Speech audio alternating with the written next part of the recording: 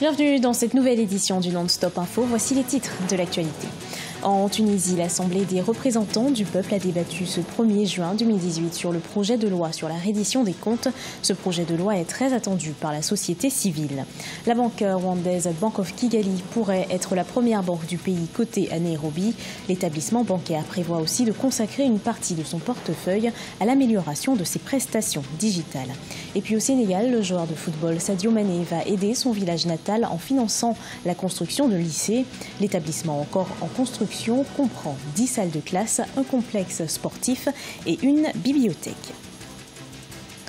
Mais tout d'abord, l'ancien ministre de la Justice, Jean-Martin Bamba, a été condamné ce vendredi 1er juin à 10 ans de réclusion criminelle. Il était jugé depuis le 23 mai par contumace pour atteinte à la sécurité intérieure de l'État. 4 autres accusés qui ont comparu devant la cour, jugés pour les mêmes motifs, ont été condamnés à 5 ans et 2 mois d'emprisonnement chacun. Une peine déjà purgée car ils sont détenus depuis 2013. Tous les accusés ont 3 jours pour se pourvoir en cassation.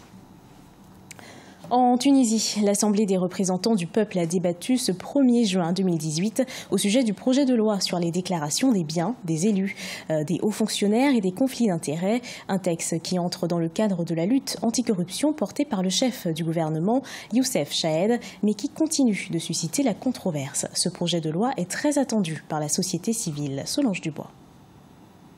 En Tunisie, l'Assemblée des représentants du peuple a débattu ce 1er juin 2018 du projet de loi sur la réédition des comptes. Un texte composé de 51 articles qui entre dans le cadre de la campagne anticorruption lancée par Youssef Chahed, le chef du gouvernement tunisien. Objectif du gouvernement, lutter contre les collusions entre les mondes politiques et économiques. En fait, c'est un outil qui va être mis sur pied pour garantir que l'État va traiter avec toutes ses parties prenantes d'une manière juste et vraie et qu'il ne va pas intégrer à l'intérieur des actes de corruption.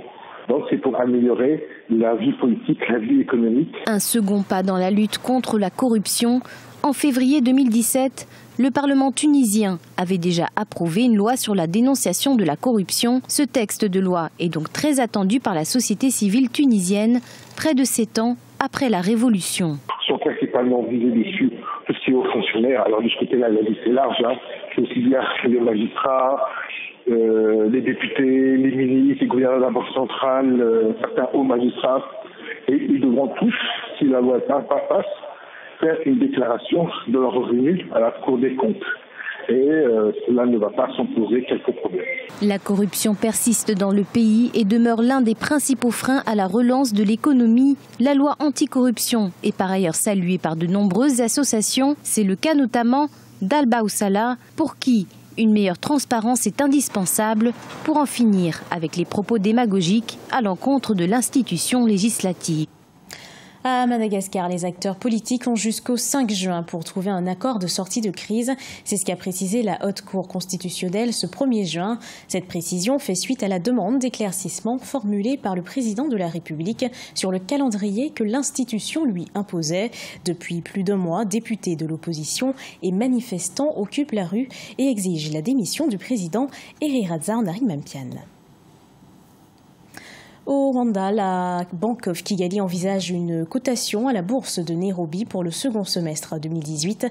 En effet, les possibilités d'augmentation du chiffre d'affaires sont plus importantes sur la place boursière du Kenya, ce qui va permettre à la première banque commerciale du pays d'investir dans des projets de développement. Nathalie Mo.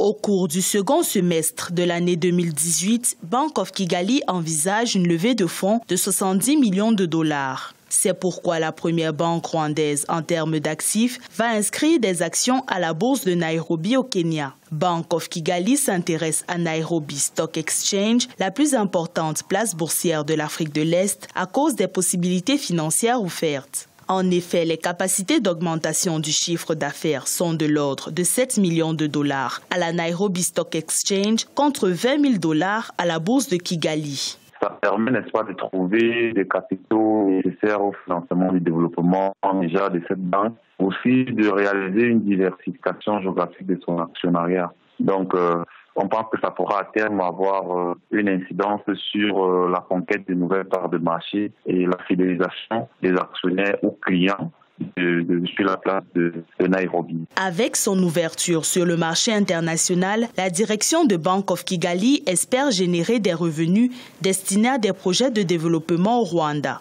Il s'agit notamment du projet de construction de l'aéroport Bugesera. L'établissement bancaire prévoit aussi de consacrer 20 millions de dollars au développement de plateformes technologiques permettant l'octroi de prêts via le téléphone mobile. Les banques essayent de diversifier leurs produits, surtout de se numériser. On s'est rendu compte que la digitalisation ou la numérisation des services réduit considérablement le coût de production des banques. Donc, c'est une nouvelle niche où chaque banque voudrait faire augmenter et que chaque banque voudrait augmenter son produit net bancaire. Fondée en 1966, Bank of Kigali est la première banque rwandaise cotée à Nairobi. Avec un bénéfice hors taxe de 39,3 millions de dollars en 2017, cette entreprise est l'une des plus rentables de la bourse du Rwanda depuis son adhésion en 2011. Actuellement, Bank of Kigali négocie le rachat de 30% de ses actions en banque assurance au leader mauricien de l'assurance Swan. Connu dans le monde entier pour ses exploits avec Liverpool et les Lions de la Teranga du Sénégal, le footballeur de 26 ans, Sadio Mané, est aussi un sportif engagé. Il construit dans son village de Casamance, au sud du pays, un lycée pouvant accueillir 500 élèves. Mariam Adramé.